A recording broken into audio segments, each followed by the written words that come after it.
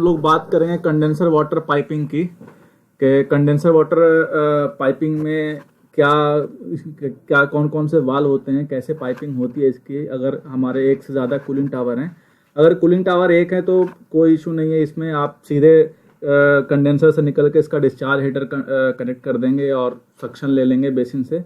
But जहाँ पे multiple cooling tower होते हैं एट ए टाइम, अगर 3 वर्किंग होते हैं, 4 वर्किंग होते हैं, तो उसकी जो पाइपिंग होती है काफ़ी कॉम्प्लिकेटेड पाइपिंग हो जाती है। इसमें काफ़ी नए नए टर्म्स भी आते हैं।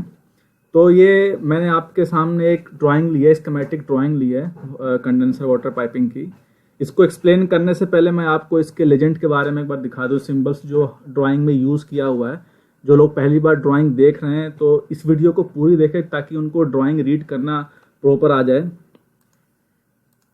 वो ड्राइंग प्रॉपरली रीड कर पाएँ। अगर कहीं फ्यूचर में किसी साइट पे आप जाते हैं, किसी कंस्ट्रक्शन साइट पे, तो आपको बाद में दिक्कत नहीं आए। मैं इस ड्राइंग को भी आपको क्लियरली समझाऊंगा। तो इससे पहले मैं आपको इसका लेजेंड दिखा दूं कि जो सिंबल होते हैं वो किसके सिंबल है, किस वॉल्व्स के होते हैं। जैसे आप देखें, अगर ये इस तरह का बटरफ्लाई बना हुआ है, इस तरह से ये हैंडल दिखा रहा है, तो ये जो सिंबल होता है ये बटरफ्लाई वॉल्व का सिंबल होता है, बटरफ्लाई वॉल्व या बॉल वॉल्व का सिंबल होता है। सेम अगर ये बटरफ्लाई वॉल्व में अगर ये एम ऐड हो जाता है, अगर आप ये देख रहे हैं ये एम ऐड हो जाता है, तो ये होता है motorised butterfly valve. Motorised butterfly valve वो होता है जिसको हम ऑटोमेटिकली एक्चुएट करते हैं, उसमें मोटर लगा हुआ आता है, बीएमएस से उसको कमांड मिलता है। ठीक है दोस्तों, फिर उसके बाद आप ये देख रहे होंगे एक क्रॉस हैंडल आ रहा है और एक नोजल तरह का ये बना हुआ है, इसको हम बोलते हैं बैलेंसिंग वाल्व। ये बैलेंसिंग वाल्व का सिंबल, अगर आप इस तरह का सिंबल आप कहीं भी ड्राइंग में देखें तो आप समझ जाएं कि ये बैलेंसिंग वाल्व की बात हो रही है। बैलेंसिंग वाल्व का जो हम लोग यूज़ करते हैं वो एक्चुअली वाटर फ्लो को बैलेंस करने में यूज़ करते हैं, कि जो डिज़ाइन फ्लो कूलिंग टावर के लिए डेजिग्नेटेड किया गया है से वही फ्लो जाना चाहिए। उसके लिए हम उसकी वाटर बैलेंसिंग भी करते हैं। वाटर बैलेंसिंग के बारे में आपको बताएंगे। ये आप अगर देख रहे होंगे ये एनआरवी है, एनआरवी मतलब नॉन रिटर्न वाल्व, जिसमें सिर्फ एक ही डायरेक्शन में फ्लो होता है।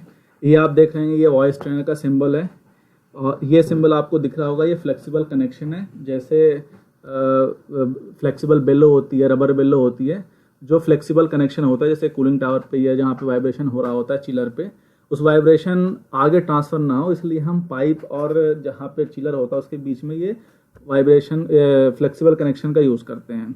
कई तरह के ये भी होते हैं। और ये बॉल वाल्व है और ये आप ये देख रहे होंगे गोल सा, जिसको इसका टैग देंगे पीएसटी लिखा होता है कहीं पे भी, ये राउंड सा ऐसा होता है, ये इन और आउट दिखा होता है, इसको बोलते हैं पॉट स्ट्रेनर। वॉइस ट्रेनर और पॉट स्ट्रेनर एक अलग होता है। पॉट स्ट्रेनर काफ़ी बड़ा होता है साइज में।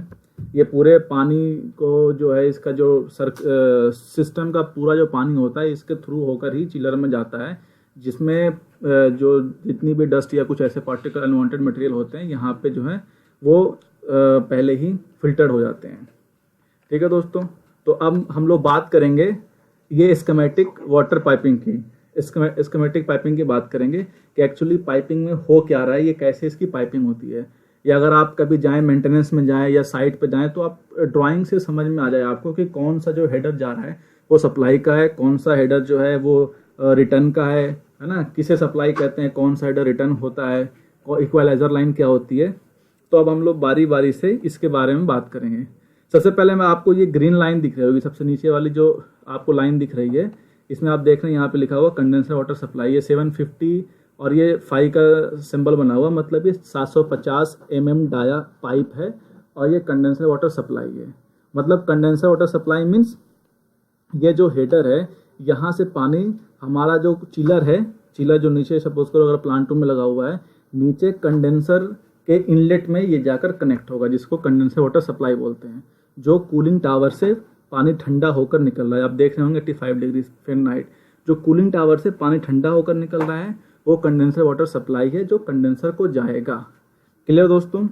उसके बाद हम बात करेंगे इस ब्लू वाली लाइन की। आप देख रहे होंगे ये एरो भी इस तरह से देख रहे होंगे, टेम्परेचर से भी आपको पता चल जाएगा 95 डिग्री फ़ारेनहाइट है। आप यहाँ पे देखने लिखा हुआ CDWR मतलब condenser water return.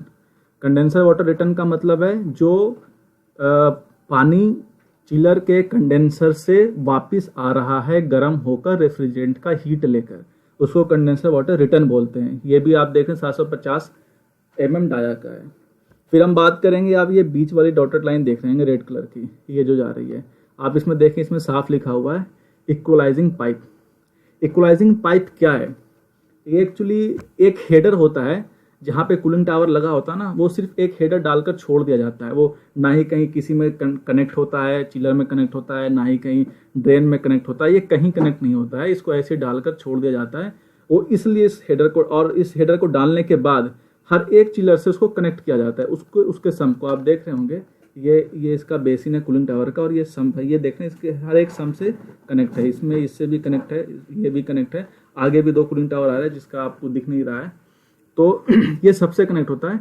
Equalising piping का जो मेन पर्पस होता है कि जो वाटर लेवल हर एक कूलिंग टावर में सेम होना चाहिए। आप देखेंगे ये स्ट्रक्चर पे कूलिंग टावर खड़ा होता है, तो कभी क्या होता है, कोई कूलिंग टावर थोड़ा ऊपर हो जाता है, कोई थोड़ा नीचे हो जाता है, तो अगर प्रॉपरली सिविल वर्क नहीं हुआ है तो थोड़ा बहुत हाइट में आपको मिलेगा ऊपर नीचे। बट क्या होता है, ये जो इक्वलाइजर लाइन होती है वो क्या करता है, ग्रेविटी से अगर सपोज कर लो यहाँ पे पानी का लेवल ऊपर है और यहाँ पे नीचे है, तो यहाँ पे ग्रेविटी फ्लो से क्या होगा, पानी जो है इसको यहाँ पे नीचे आएगा, इसको प्रेशर देगा और यहाँ पे निकलने की कोशिश करेगा और ये इक्वल हो जाएगा। इसलिए इस लाइन को हम बोलते हैं इक्वलाइजिंग लाइन। ये कूलिंग टावर, सारे कूलिंग टावर में जैसे 3 कूलिंग टावर है, तो इस तीनों कूलिंग टावर के लेवल को बराबर करने के लिए ये लाइन दी जाती है। आप इस लाइन को हर एक सिस्टम में देखेंगे जहाँ पे एक से ज़्यादा कूलिंग टावर लगे हुए होते हैं एक ही लाइन में। ठीक है दोस्तों, तो ये इक्वलाइजर लाइन आपको समझ में आ गया होगा, आई होप। फिर आप ये एक देखेंगे, ये एक ब्लू लाइन जा रही है, जो परमानेंट ब्लू लाइन जा रही है, ये ओवरफ्लो की लाइन है। ये ओवरफ्लो या ड्रेन क्या होता है, अगर कूलिंग टावर में पानी आ रहा है, सर्कुलेट हो रहा है, किसी वजह से पानी पूरा जो है नहीं जा पा रहा है नीचे कंडेंसर में, तो क्या होता है, यहाँ पे ओवरफ्लो होने लगता है। ओवरफ्लो का एक पाइप होता है, तो ये ओवरफ्लो का पाइप देते हैं, और ये जो हेडर होता है ओवरफ्लो का, वो पास के किसी ट्रेंच में, जो ड्रेन ट्रेंच होता है, वहाँ पे जाके कनेक्ट होता है। ये जो हेडर होता है, इस हेडर में ओवरफ्लो और ड्रेन ये दोनों कनेक्ट कर देते हैं। इसमें टैपिंग ले लेते हैं, इस हेडर से एक टैपिंग जाती है, ओवरफ्लो भी कनेक्ट हो जाता है, ड्रेन भी कनेक्ट हो जाता है। अब देखेंगे ड्रेन पाइप लिखा हुआ है और इसका साइज है 50 mm।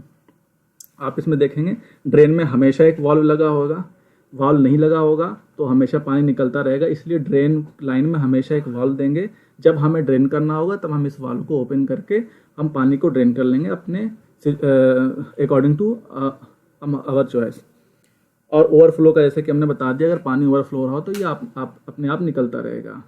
ठीक है दोस्तों, आप एक चीज़ और देख रहे होंगे, ये ब्लू कलर का जो हेडर चल रहा है, ये ब्लू कलर का जो हेडर है, ये एक्चुअली क्विक फिल और मेकअप लाइन है। ये जो आप हेडर देख रहे हैं, एक हेडर चल रहा होता है, और ये हेडर जो पीछे से आ रहा होता है, ये WTP प्लांट्स आता है, जिसको हम वाटर ट्रीटमेंट प्लांट बोलते हैं। हर एक कमर्शियल बिल्डिंग में वाटर ट्रीटमेंट प्लांट आपको मिलेगा, तो वाटर ट्रीटमेंट प्लांट से ये पानी आता है। ये उसके बाद इस हेडर से टैपिंग लेकर आप देखेंगे यहाँ से 2 पाइप कनेक्ट होते हैं कूलिंग टावर में। ये 2 पाइप कौन कौन से होते हैं, एक पाइप में देखेंगे आप फ्लोट वाल लगा होता है। अगर जिन लोगों ने फ्लोट वाल पहली बार का नाम सुन रहे हैं, फ्लोट वाल नहीं देखा है, तो एक बार गूगल कर लें। मैं आपको एग्जांपल देता हूँ। फ्लोट वाल में क्या होता है, उससे पहले कोई वाल्व होता नहीं है। फ्लोट वाल में एक हैंडल निकला हुआ होता है, और उसमें एक बॉल होता है, प्लास्टिक का बॉल होता है। जैसे ही पानी का लेवल बढ़ जाता है तो ये क्या होता है, ऊपर उठता है, और यहाँ जो वाल्व होते हैं उसको पुश करता है, बंद करता है। ये ऑटोमेटिकली काम करता है। ये इसलिए होता है कि अगर पानी ज़्यादा मेकअप हो गया, पानी का लेवल बढ़ गया है, बराबर हो गया है, तो ये फ्लोट वाल से बंद कर देगा और पानी इसमें आना बंद हो जाएगा। और वो एक होती है लाइन क्विक फिल की। क्विक फिल की जो लाइन होती है वो इसलिए हम देते हैं, अगर मान ली सपोज कर लिया हमने कभी ड्रेन किया, तो कभी जब ड्रेन करते हैं तो हमें जल्दी पानी भरना होता है, सिस्टम को चलाना होता है, तो इसलिए हम क्या करते हैं, दोनों वाल्व को खोल देते हैं, जिससे हमारा कूलिंग टावर जल्दी भर जाता है और हम सिस्टम को रन कर लेते हैं। तो ये मेकअप की क्यों ज़रूरत पड़ती है दोस्तों, इसके लिए मैंने आपको बताया है कि मेकअप इसलिए हम करते हैं क्योंकि कूलिंग टावर में वाटर का लॉसेस होता है। जब कूलिंग टावर फैन चलता है तो एवापोरेशन लॉस होता है, ड्रिफ्ट लॉस होता है, तो ये सब लॉस होते हैं। और साइड में जब लूवर्स लगे होते हैं, जब पानी का स्प्रे हो रहा होता है तो पानी स्कैटर्ड होकर बाहर भी आता है, तो ये सारे लॉसेस होते हैं। तो इसलिए इन लॉसेस को ओवरकम करने के लिए मेकअप का इसमें मेकअप वाटर पानी दिया जाता है। उसके बाद आप देख रहे होंगे, ये मैंने जैसे बताया आपको, ये कंडेंसर वाटर सप्लाई हेडर, ये हेडर क्या होता है, बेसिन में कनेक्ट होता है, कूलिंग टावर के बेसिन में कनेक्ट होगा। इसमें आप देख रहे होंगे 2 वाल्व्स आ रहे हैं, एक बटरफ्लाई वाल्व है और एक मोटराइज्ड बटरफ्लाई वाल्व है। एक्चुअली मोटराइज्ड बटरफ्लाई वाल्व जो हम इसलिए देते हैं कि अगर हमें इसको ऑटो में बीएमएस में चलाना होता है तो इसको वहाँ पे कोई टेक्नीशियन ना जाए, ये कूलिंग टावर अपने आप बंद हो जाए और इसमें पानी स्प्रे ना हो, ये कूलिंग टावर बंद हो जाए, इसलिए हम मोटराइज्ड बटरफ्लाई वाल्व का यूज़ करते हैं। और एक बटरफ्लाई वाल्व और आप देख रहे होंगे, ये बटरफ्लाई वाल्व का हम यूज़ करते हैं मैनुअल के लिए, मैनुअली ऑपरेशन के लिए। इसका साइज़ आप देख रहे हैं 400 mm दिया हुआ है। ये साइज़ डिपेंड करता है कि कितना जीपीएम हमें पानी लेना है, उस हिसाब से जो डिज़ाइन कर रहा होता है, डिज़ाइन इंजीनियर होता है, उस हिसाब से इसके साइज़ को डिज़ाइन करता है। इसी तरह से डिस्चार्ज हेडर जो होता है, कंडेंसर वाटर रिटर्न आकर जो कूलिंग टावर में पानी स्प्रे कर रहा होता है, तो उसमें भी आप देख रहे होंगे एक मैनुअल बटरफ्लाई वाल्व होता है और एक बैलेंसिंग वाल्व होता है। बट अकॉर्डिंग टू मी इसमें एक मोटराइज्ड बटरफ्लाई वाल्व भी होना चाहिए, ताकि जब कूलिंग टावर अपने आप जो है ये दोनों तरफ से आइसोलेट हो जाए। होता है क्या है, अगर अब सिर्फ हम ऑटो में चला रहे थे, बीएमएस मोड में चला रहे होते हैं, अगर हमने सिर्फ इस वाल्व को बंद कर दिया, सप्लाई को सक्शन को बंद कर दिया, तो क्या होगा, इसमें पानी तो आएगा नहीं वापस, बट पानी इस में स्प्रे होता रहेगा, पानी डिस्चार्ज होता रहेगा कूलिंग टावर में, जिससे क्या होगा, एक समय ऐसा आएगा कि कूलिंग टावर ओवरफ्लो हो जाएगा।